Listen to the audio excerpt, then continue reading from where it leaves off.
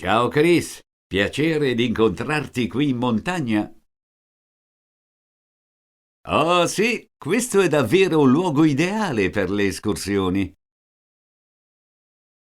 Adoro stare in mezzo alla natura. Come va a te? Sono anche io un grande appassionato di escursioni. È rilassante e offre un'ottima vista. Assolutamente, la varietà di paesaggi qui è semplicemente mozzafiato.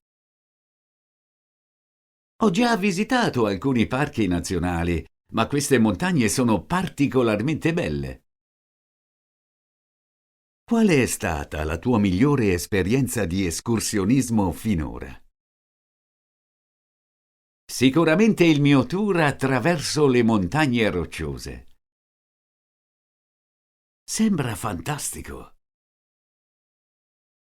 Voglio davvero andarci un giorno. Non posso che consigliarlo. E le escursioni in Europa? Finora ho fatto solo qualche escursione sulle Alpi. Le Alpi sono davvero impressionanti. Ci sono tantissimi percorsi fantastici, ma mi sono anche perso e ho dovuto improvvisare. È già successo anche a me, ma è proprio questo che rende l'escursionismo così affascinante, no? Assolutamente sì, è il senso di avventura e la sensazione di libertà che lo rende così attraente. Ci sono altre destinazioni escursionistiche che vorresti esplorare? Mi piacerebbe provare il Cammino di Santiago in Spagna.